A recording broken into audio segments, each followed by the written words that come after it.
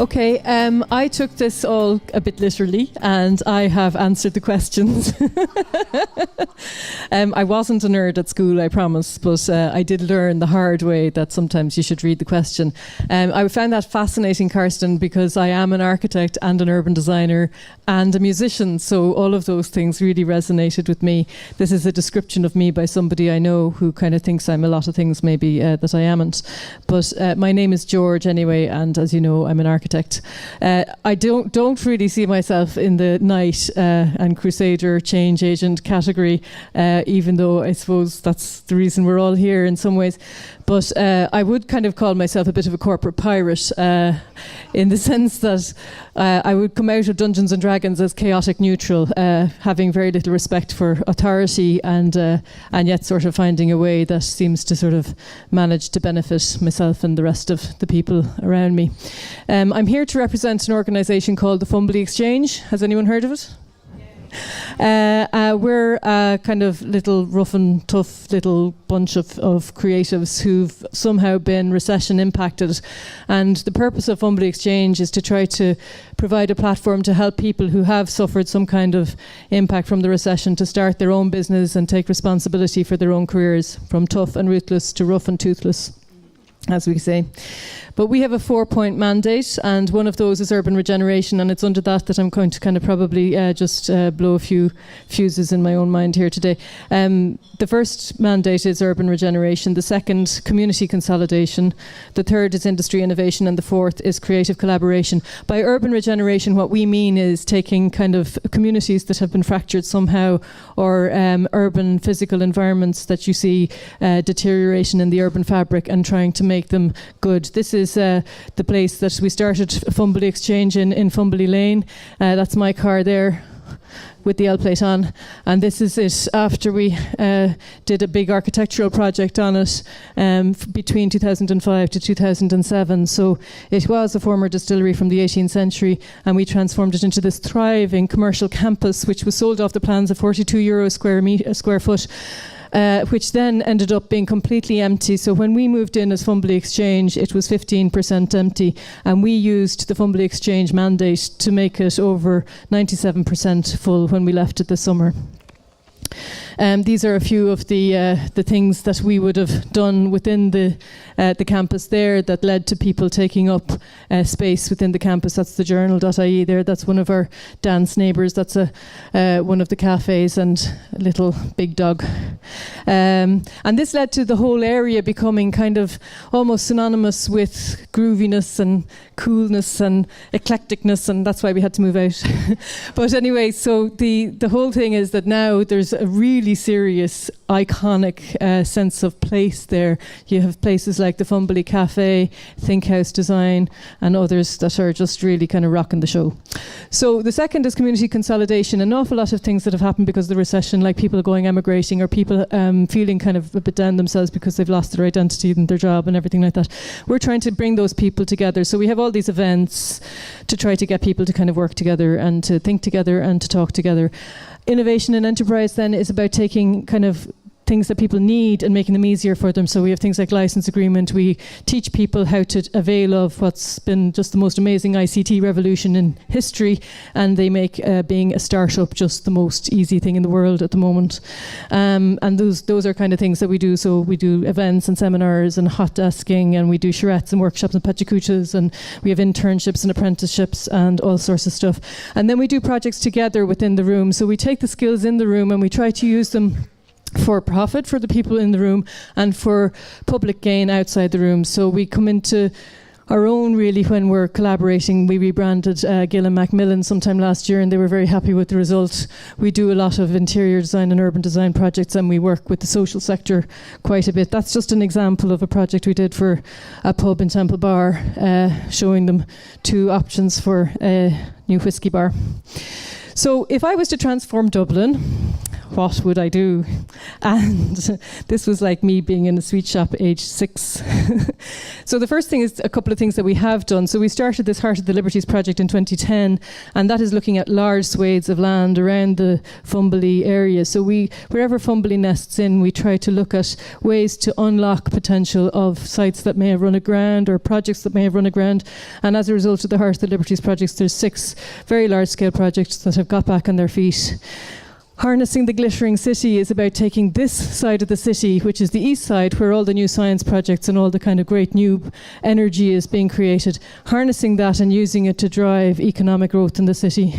Connecting the city from coast to core. There's a lot of focus at the moment on this side of the city. There's a bit of neglect in this part of the city, and there's total chaos on that side of the city.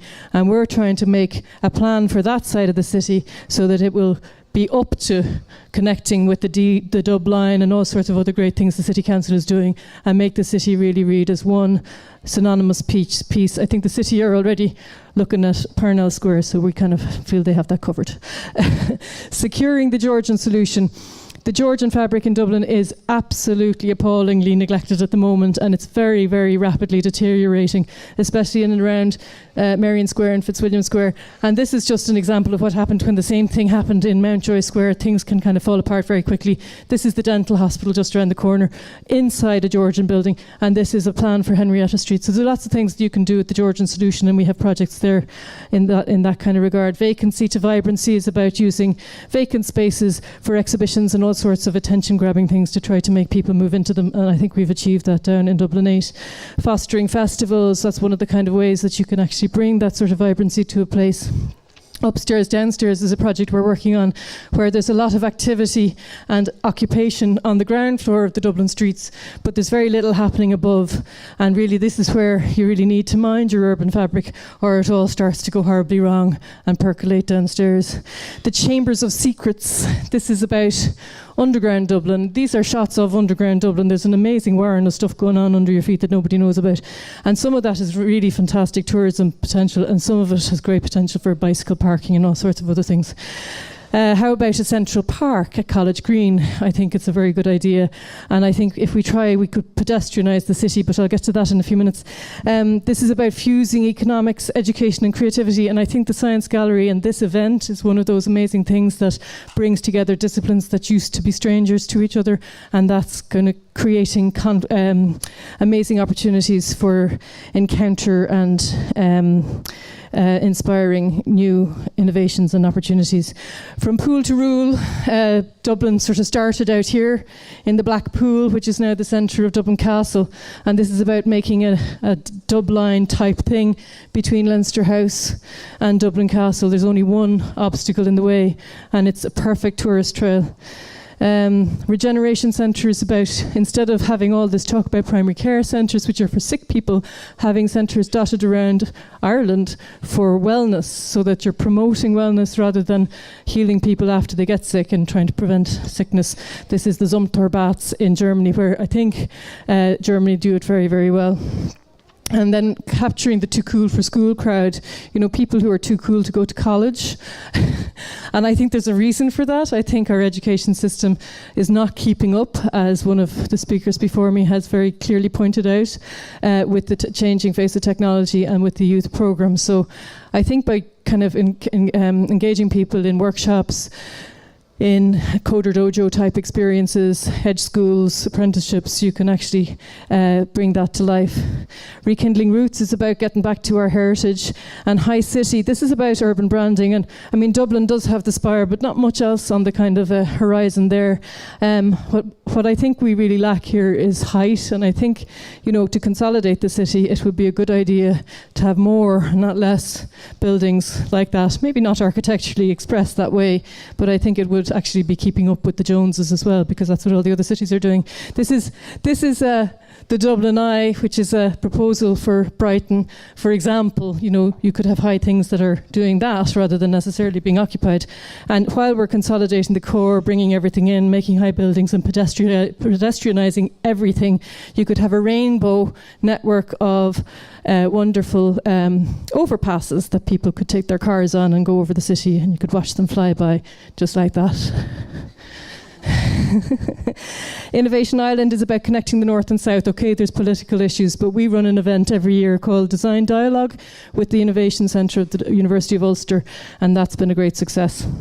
And of course, Fumbally Exchange, we're doing one for music, one for film, one for craft, one for social enterprise, and one for elsewhere. I mean, this is actually happening in other places like Waterford, Balbriggan, and Ravenna in Italy. We're currently accepting applications for Fumbally Exchange headquarters, which is now emerging in Dublin II in Dame Lane, 5 Dame Lane. We had to insulate there because there was an acoustics problem.